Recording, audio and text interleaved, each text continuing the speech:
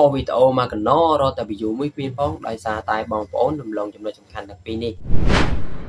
បាទគោរពជំរាបសួរពុកម៉ែបងប្អូនអរគ្នាមកកាន់ Channel YouTube ខ្ញុំបាទចឹងថ្ងៃនេះខ្ញុំមានវីដេអូថ្មីមួយតាក់ទងនឹងបញ្ហាផុសវីដេអូនៅលើ TikTok អត់មាន view ចឹងសម្រាប់បងប្អូនណាដែលថ្មីទៅតែមាន account TikTok ឬមួយក៏ទៅតែបង្កើតឬមួយក៏បងប្អូនខ្លះទៀតក៏គាត់មាន account ស្រាប់ហើយគាត់លេងជាប្រចាំថ្ងៃហើយ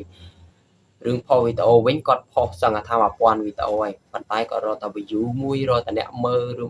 រកតែអ្នកចុចបេះដូងឲ្យអ្នក like អ្នក share ឲ្យមួយគ្មានផងអញ្ចឹងបញ្ហានេះតាក់ទងនឹងបងប្អូនតែងតែមើលរំលងចំណុចសំខាន់តូចដែលបងប្អូនអត់ចាប់អារម្មណ៍ទេអញ្ចឹងសម្រាប់បងប្អូនណាដែលថ្មីទៅតែមាន account ជាដំបូងយើងចូលទៅរៀបចំ account TikTok យើងឲ្យស្តង់ដារសិនមកយើងចូលទៅដាក់ឈ្មោះដាក់អីដាក់រូបភាពឬមួយក៏យើងចូលទៅបើកចំណុចសំខាន់តូចដែលបងប្អូនចាប់អារម្មណ៍នេះបងប្អូនខ្លះទៀតគាត់ដឹងថាបង្កើត account TikTok មកដល់គាត់ចូលលេងចូលផុសតែគាត់អត់ចូលទៅបើកកន្លែងហ្នឹងឯងហើយគាត់តែងតែឆ្ងល់ថាចេះនៅពេលដែលគាត់ផុសវីដេអូគាត់សឹងថាល្អមើលទៅតាក់ទាញមែនតើតែនៅពេលដែលគាត់ផុស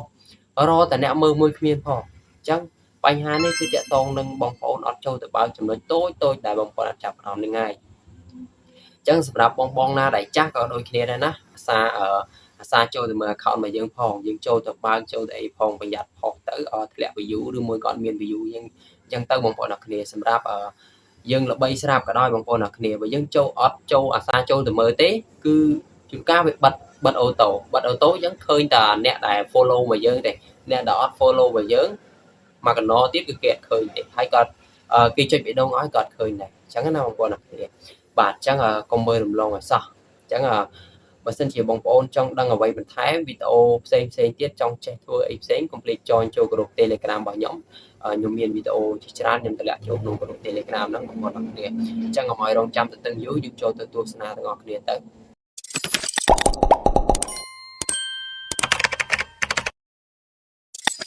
បាទអញ្ចឹងជាដំបូងបងប្អូនធ្វើការចូលមកក្នុង account TikTok របស់យើងមក account ដែលយើងទៅតែបង្កើតថ្មីហ្នឹងបងប្អូនអរគ្នាអញ្ចឹងបងប្អូនក៏លេខទៅមើលខាងលើខាងស្ដាំដៃដែលមានសញ្ញាត្រេ3ផ្ដេកហ្នឹងបងប្អូនអរគ្នាអញ្ចឹងបងប្អូនធ្វើការចុចចូលមកអូខេបន្ទាប់ពីបងប្អូនចុចចំហ្នឹងហើយបងប្អូននឹងចូលមកដល់កន្លែងនេះចូលមកដល់កន្លែងហ្នឹងបងប្អូនក្លេករកមើលថាការកំណត់និងឯកជនភាពដែលមានរូបកងចក្រនៅខាងក្រោមគេហ្នឹងបងប្អូនអរគ្នាអញ្ចឹងយើងធ្វើការចុចមកអូខេបន្ទាប់មកចូលមកដល់កន្លែងនេះគឺជាកន្លែងសំខាន់ហើយបងប្អូនអរគ្នាបងប្អូនត្រូវការអស់ទៅក្រោមទៀតអស់ទៅក្រោមរហូតនេះបងប្អូនអរគ្នាដែលជាកន្លែងនេះដែលសំខាន់បំផុតមែនទែនសម្រាប់បងប្អូនដែលទើបតែបង្កើត account ថ្មីកុំឆ្ងល់ថាចេះមូលហេតុអីបានបង្កើត account 2 3ឯងផុសទៅនៅតែអត់មាន view អត់មានអ្នកមើលហ្នឹងហើយបងប្អូនអរគ្នានេះគឺជាមូលហេតុដែលទើបតែបង្កើត account ថ្មីអត់ចូលទៅរៀបចំកន្លែងហ្នឹងបងប្អូនអរគ្នាអញ្ចឹងយើងចូលទៅបើកទៅបងប្អូនអរគ្នាយើងបើកមតិនេះយើងដាក់ខាងលើមកគ្រប់គ្នាបងប្អូនអរគ្នាបាទហើយយើងចេញមកទៀតចេញមកយើងចូលទៅបើកកន្លែងនេះបងប្អូនអរគ្នាអ្នកចុចបេះដូងឲ្យយើងនេះបងប្អូនអរគ្នាយើងចូលទៅដាក់គ្រប់គ្នាមកសាធារណៈមកយើងចូលទៅបើកអស់មកអ្នកអរគ្នាបើកអស់មកកន្លោនហ្នឹងបងប្អូនបើកទាំងអស់មកបើកទាំងអស់បើកមកដាក់លើគេទាំងអស់បងប្អូនអរគ្នាដាក់ជាសាធារណៈទាំងអស់មកបងប្អូនអរគ្នាបើកឲ្យអស់មកកន្លោនហ្នឹងអ្នកតាមដានយើងហ្នឹងបើកអស់មកអូខេផ្សាយផ្ទាល់ហ្នឹងបងប្អូនអរគ្នាបាទយើងបន្ទាប់ពីយើងបើកអស់ហើយបងប្អូនអរគ្នាអញ្ចឹងបងប្អូនធ្វើការចេញទៅវិញចូលមកដល់កន្លែងទំព័រដើមចូលមកដល់កន្លែងទំព័រដើមបងប្អូនធ្វើការផុសវីដេអូអញ្ចឹងខ្ញុំឧទាហរណ៍វីដេអូមួយបងប្អូនអរគ្នាបាទអញ្ចឹងខ្ញុំឧទាហរណ៍វីដេអូរបស់ខ្ញុំមួយបងប្អូនអរគ្នាណាឧទាហរណ៍ថាខ្ញុំផុសរូបនេះចុះអូខេអញ្ចឹងចូលមកដល់កន្លែងនេះយើងធ្វើការចុចផុសអូខេនេះគឺជាកន្លែងសំខាន់ដែរបងប្អូនអរគ្នាបាទហើយក៏ជាចំណុចទី2ដែរបងប្អូនអរគ្នាអញ្ចឹងចំណុចទី1យើងបានធ្វើរួចទៅហើយនេះគឺជាចំណុចទី2ចំណុចទី2នៅពេលដែលបងប្អូនធ្វើការផុសវីដេអូបងប្អូន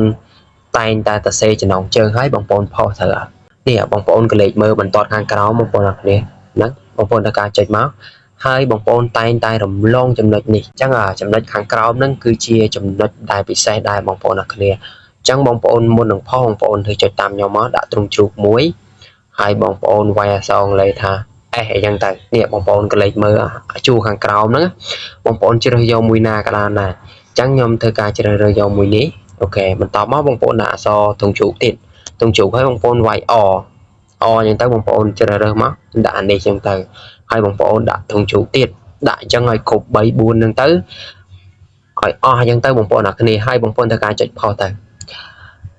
ខ្ញុំហ៊ានធានាថានឹងមាន view ប៉ុន្តែអ្នកចុចបេះដូងឲ្យខ្ញុំអត់ហ៊ានធានាទេដោយសារថាអានេះអាស្រ័យនៅលើការយើងធ្វើវីដេអូល្អមិនល្អទេបងប្អូនអ្នកគ្នាអញ្ចឹងវីដេអូនេះក៏ឈានទៅដល់ការបញ្ចប់ដែរកុំភ្លេចជួយ like subscribe ខ្ញុំម្នាក់មួយផងអរគុណសម្រាប់ការទស្សនាវីដេអូរបស់ខ្ញុំ